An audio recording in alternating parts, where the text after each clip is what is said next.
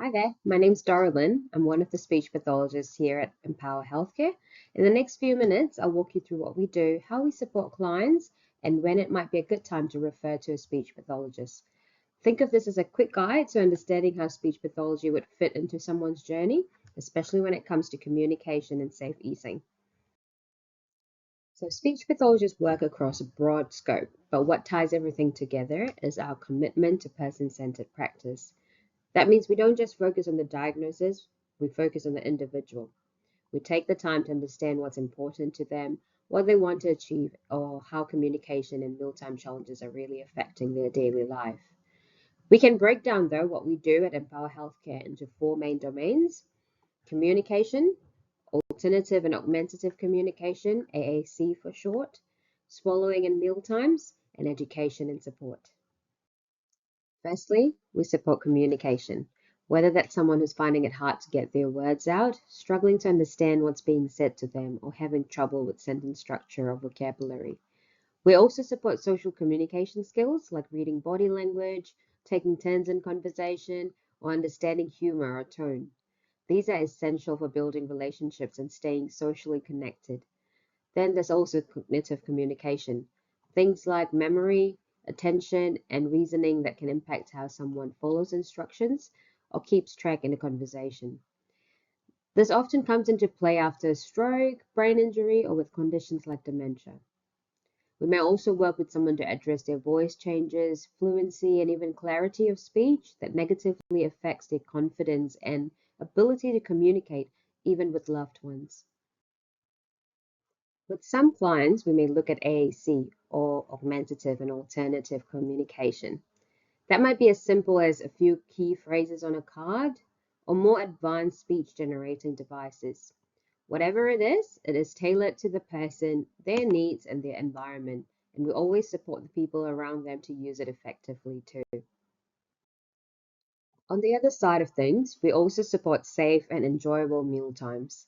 That could mean assessing someone who's coughing when they eat, modifying food textures, or showing carers how to assist someone in a way that's safe, respectful, and preserves dignity.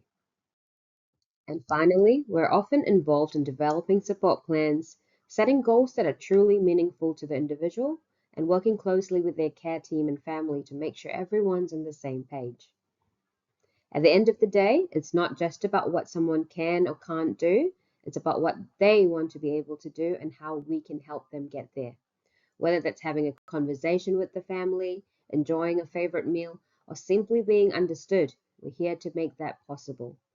So if you notice someone requiring support to improve their communication, social connection, or eating and drinking safely, that's a great reason to consider referral to speech pathology.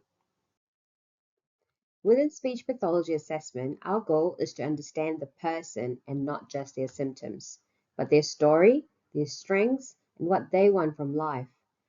Let's break down what this looks like in practice. We always begin by listening first. This is where we spend time getting to know the person.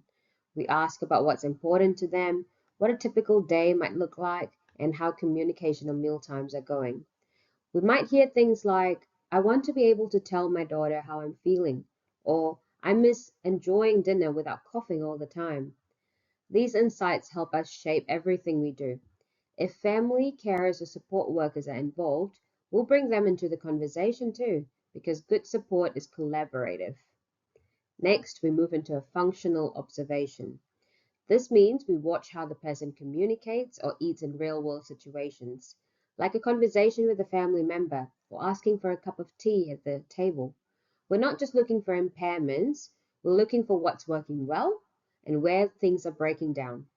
Observing these everyday interactions help us plan support that's actually useful for the person and their lifestyle. From there, we may use tailored assessment tools if it's helpful. That could be a structured language test, a swallowing screening, or trying out an AAC device. But we always explain what we're doing and why, and we adapt these tools to suit the person's ability and context. If someone's fatigued or anxious, we take our time. We don't push a rigid protocol. Finally, we move into collaborative goal setting. Rather than setting clinical goals in isolation, we work with the person to decide what they want to achieve. For example, instead of improve expressive language, the goal might be, I want to be able to order my own coffee, or I want to join in on family Zoom calls. These goals make our support meaningful, measurable, and personal. During goal setting, we might also talk through recommendations, what's possible, and what support might look like moving forward. Then we co-design a therapy plan, something that works not only for the client, but also fits into their life and care environment. We also equip the people around them, including support staff, family, and carers, so they know how to help day to day. So, in short, speech pathology assessments that empower healthcare are client centered and it's more than ticking off a checklist. It's about understanding who the person is, what matters to them, and how we can walk alongside them to achieve it. Whether that's having a conversation, enjoying a meal, or just being able to express their needs with confidence.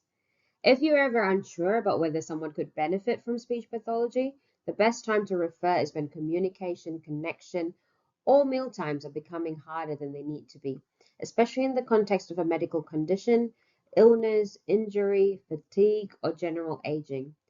That's our cue to step in and help.